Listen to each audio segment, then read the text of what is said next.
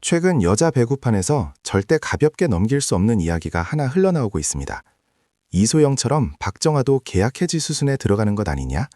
처음엔 간순한 루머처럼 보였습니다.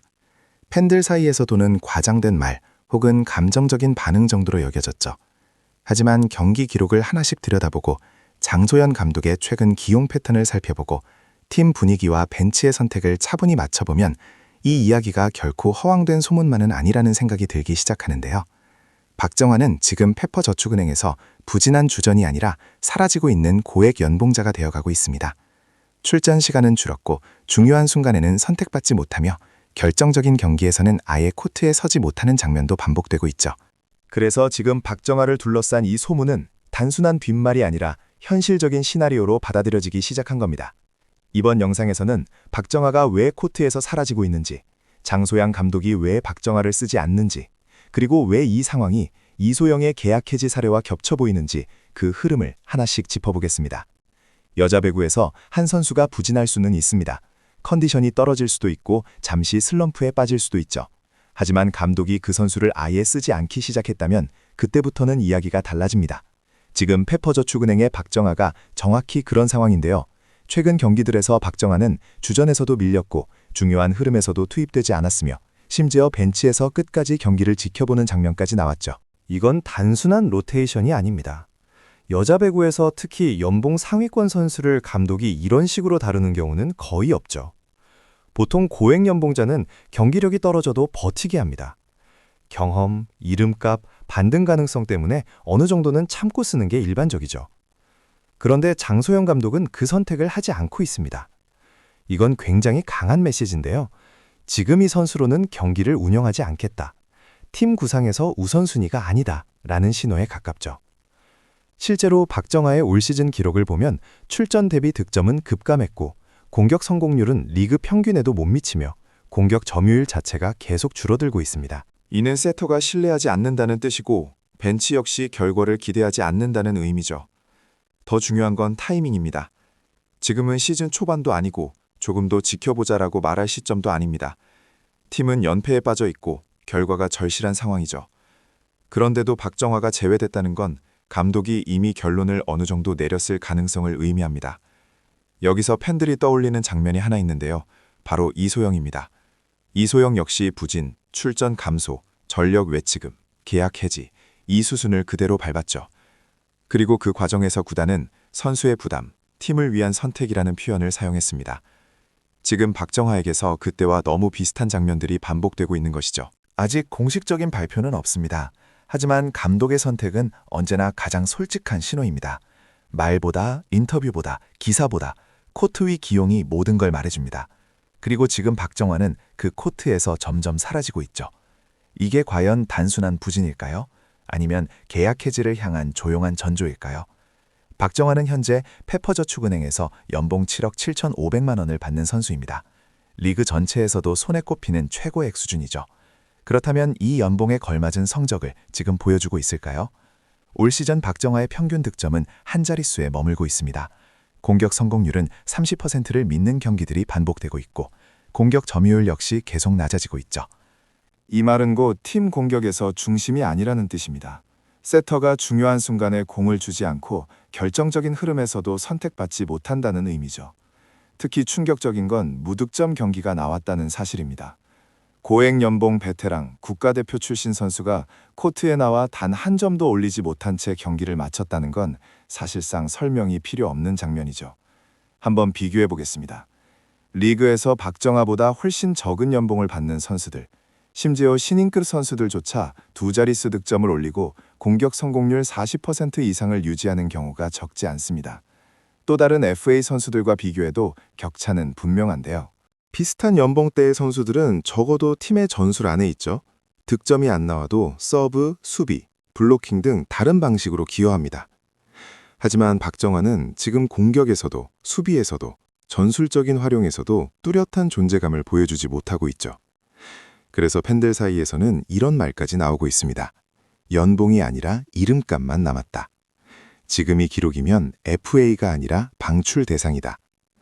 물론 선수의 커리어 전체를 한 시즌으로 평가할 수는 없습니다. 하지만 문제는 지금 이 성적이 잠깐의 부진이 아니라는 점이죠.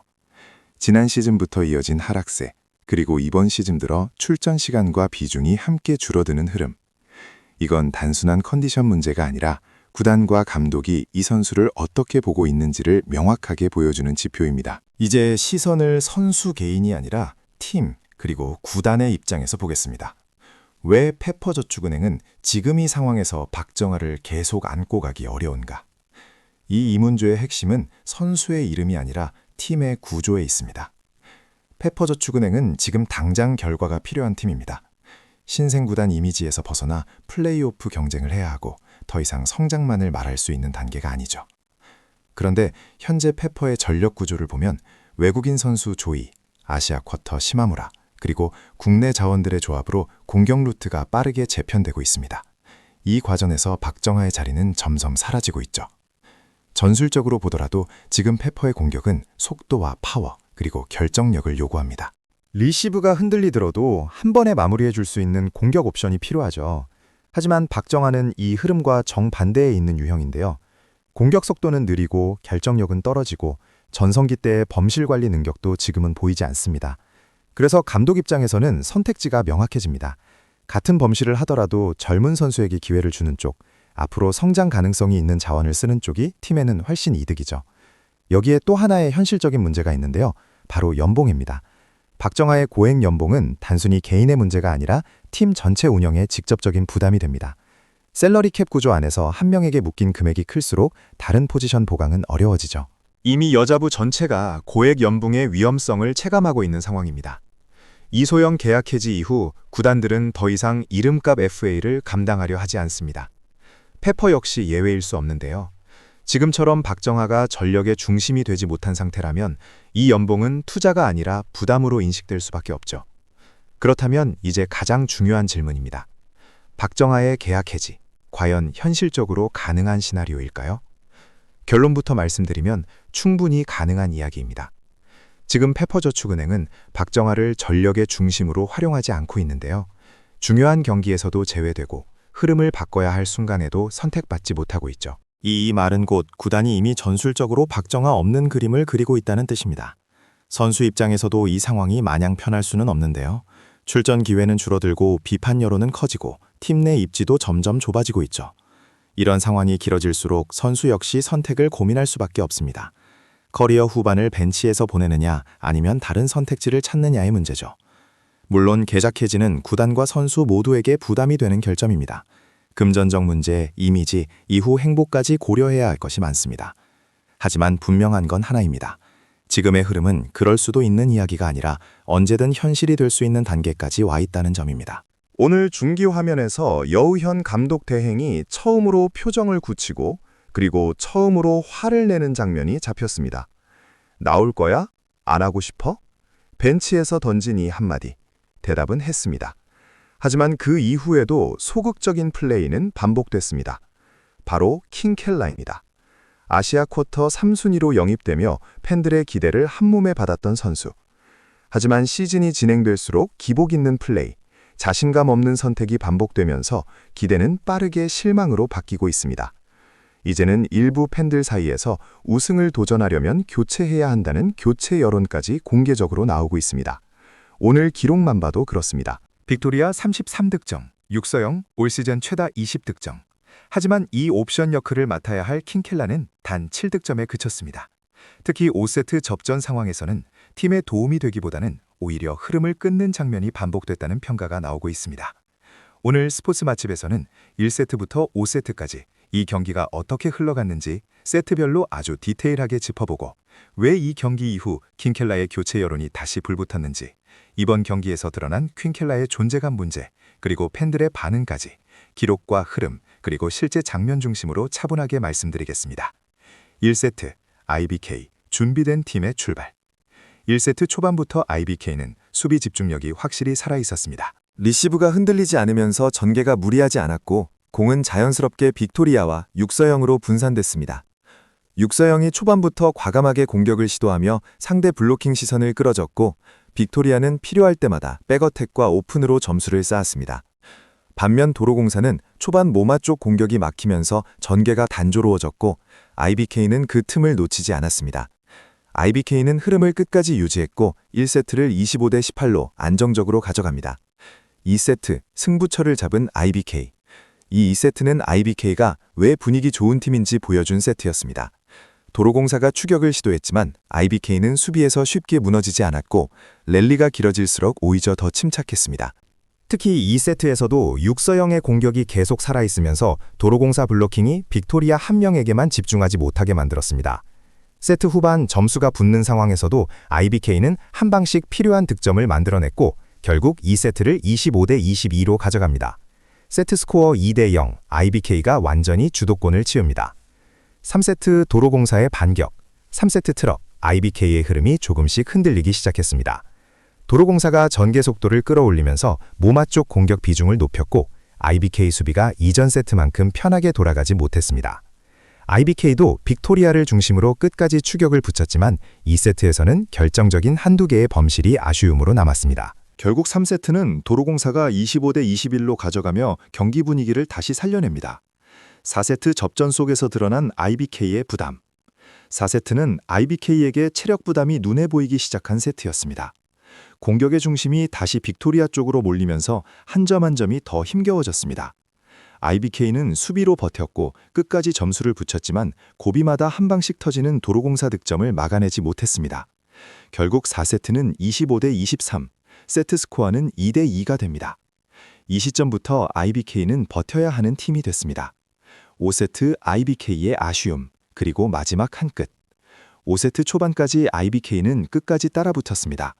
하지만 중반 이후 중요한 순간마다 나온 범실과 결정력 차이가 그대로 점수로 이어졌습니다. 빅토리아는 끝까지 책임지려 했지만 추가 득점 옵션이 보이지 않았고 흐름을 한 번에 바꿀 장면은 나오지 않았습니다. 결국 5세트는 15대 11. IBK는 풀세트 접장 끝에 아쉽게 경기를 내줍니다. 왜 경기 이후 킹켈라 교체 여론이 다시 터졌나? 이 경기가 끝나자마자 팬들의 시선은 자연스럽게 한 선수에게로 모였습니다. 바로 킹켈라입니다. 이유는 단순합니다. 오늘 IBK는 경기를 완전히 망친 팀이 아니었습니다. 1세트, 2세트를 가져왔고 선두 도로공사를 상대로 풀세트까지 끌고 갔습니다. 빅토리아는 33득점, 육서영은 올 시즌 최다 20득점을 기록했습니다. 즉, IBK가 기대할 수 있는 최대, 거의에 가까운 그림은 이미 나왔다는 겁니다. 그런데도 결과는 패배였습니다. 여기서 팬들이 묻기 시작한 질문은 하나였습니다. 그럼 나머지 한 조각은 어디 있었나? 기록보다 더 크게 보인 존재감의 문제. 오늘 퀸켈라의 기록은 단순히 숫자만 보면 크게 나쁘다고 보긴 어렵습니다. 7득점.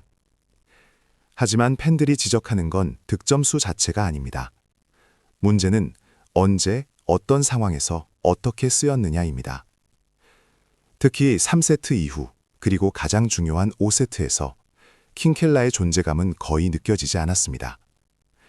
빅토리아가 체력 부담을 안고 계속해서 공을 받아야 할 때, 육서영이 흔들린 흐름을 다시 붙잡아 줘야 할 때, 킹켈라는 그 장면들 속에서 이 공은 내가 책임진다는 선택을 거의 보여주지 못했습니다. 공이 가면 무리하지 않으려는 모습, 안전하게 넘기려는 선택이 반복됐고 그게 그대로 흐름 정체로 이어졌다는 평가입니다. 교체 여론이 커진 결정적인 이유는 바로 5세트입니다. 5세트는 전술도 체력도 결국 비슷해지고 마지막엔 결단력 싸움이 됩니다. 도로공사는 모마에게 간다는 걸 모두가 알고 있었지만 그걸 끝까지 밀어붙였습니다. 반면 IBK는 빅토리아에게 공이 몰리는 상황에서도 그 부담을 나눠줄 확실한 옵션이 보이지 않았습니다. 그 자리가 바로 킹켈라가 있어야 할 위치였고 그래서 팬들은 말합니다. 못해서가 아니라 없는 것처럼 보였다. 이게 지금 가장 많이 나오는 반응입니다.